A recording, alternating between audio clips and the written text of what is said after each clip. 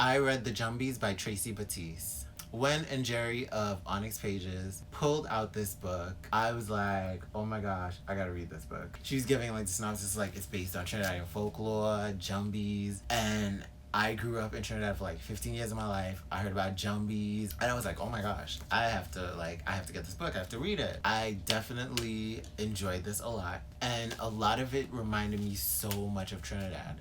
I don't think it reminds me of modern day Trinidad, but it reminds me of Trinidad so much. So very like Republic reader. And even the author in like a little forward blurb kind of thing said, and to all the children of the Caribbean, no matter your age, see, you have fairy tales too. Because it is such a cute fairy tale. Like, not even just cute, it gets real up in this book every now and then. Like, I'm telling you, I was just like, girl, this is for kids. I mean, granted, how it's written, it's still very much for kids. And it had moments that I was kind of taken aback by. The main character, Corinne, I was a little iffy about Corinne for a second. She had a moment where she kind of faced off with the Jumbie. The demon was like in her house, but in disguise. Instead of being polite, she kind of like just handled the demon like, you're not about to do this. And I was just like, girl, that's mad impolite, but I get it though, because you know what's up. You know something's wrong. You know something's amiss.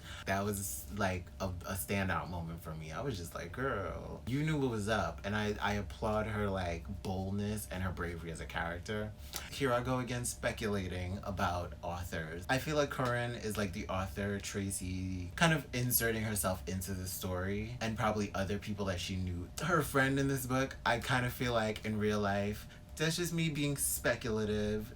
Granted, I will admit this is a little messy, but I do feel like her friend in this book, in real life, who this friend is based on, she never really liked her that much, because at the end of the book, she ended up kind of like changing the appearance of this girl at the end. Although it was kind of like, you know, she didn't look that bad, but at the same time, it was kind of like, girl, you don't really like your friend. Like Corinne's friend in this book was kind of like, her friend got real scary on her and just kind of turned up. And I was like, I understand to an extent, but then after a while, her friend was kind of like, yo, girl, you need to chill. Like, you ain't got to be this rude and this mean and this, like, stabbing. I enjoyed Tracy's writing. I will say, because I'm guessing because it's middle grade, it's written very, to an extent, very simplified. Not, like, super, super simple, but it's just, like, it doesn't employ too much eloquent prose. She got very detailed with a lot of the action. There were times when she just told an action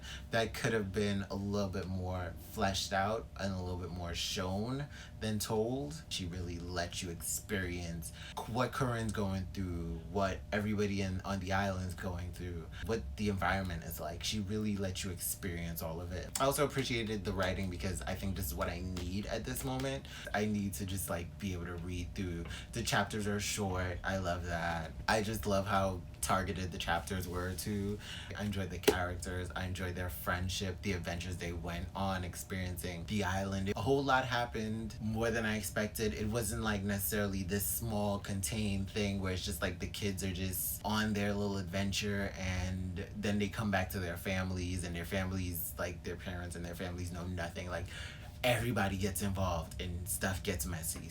The setting was really like spread out, and I love, oh my gosh, let me tell you, I love the moment where Trinidadian history, especially Trinidad's history with like slavery and colonialism, it wasn't delved too deeply in there, but it's part of the world building of the story. I appreciated that like so much. Like that, when I saw that, I was so impressed. I was like, oh my gosh, y'all talking about like a little bit of Trinidadian history.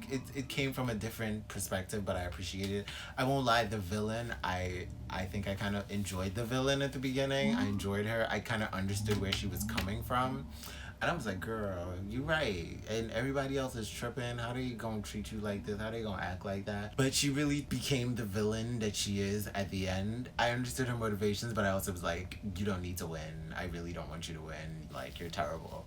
I will say, though, about the villain, being that Jumbies is more of a word that encapsulates different kinds of demons or monster characters in Trinidadian folklore, which technically are Jumbies, just like a malevolent force that is like mystical. Tracy said at the end of the book that the villain was actually kind of her creation and it's not from our Trinidadian folklore. And to an extent, I kind of got that while reading the book. In a way, I think I kind of sensed that she made it up, because although she described it, it never really fully fleshed out in my head the way I would have liked it to, and really for me to be able to see what this particular Jumbie looks like. I feel like there should have been a name given to this Jumbie, not just the villain's like own personal identifying name, but like, what kind of Jumbie is this? Because she does mention quite a few monster Jumbie demons from like Trinidadian folklore. Those are ones that Trinidadians commonly know. We have Duens, Sukunya, Lagahu, and Lajables. It would have been interesting to know what was the name that she'd given to this particular Jumbie. Beyond that, she described that one, but it's just that I kind of didn't fully picture it in my head. I kind of had little ideas of it, but I guess, I don't know, I needed a little bit more confirmation. That's my own little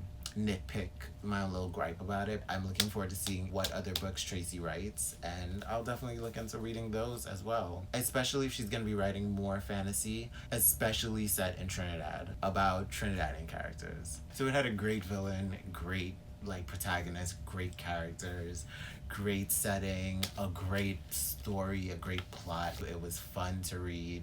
I enjoyed the writing. It's a great exploration of Trinidadian folklore and fiction, and I appreciate this so much. I definitely would love to read more books that get into Trinidadian folklore and getting into Trinidad's history with telling stories. Those are Nancy stories, those Nancy stories. So I am looking forward to reading the rest of this series. I think the next one is Revenge of the Jumbies. Like, looking at the cover of Revenge of the Jumbies, I kind of have an idea what's going to happen, but I definitely want to read what the adventure of that story is going to be, because this was a great adventure. Thank you for sharing your time with me. Definitely comment a timestamp with any moment in this video that resonated with you, or you can just leave a comment. I like either one. It doesn't matter to me. I love them both. Thank you for spending your time with me, and I am out this bitch like Fleek. The fuck.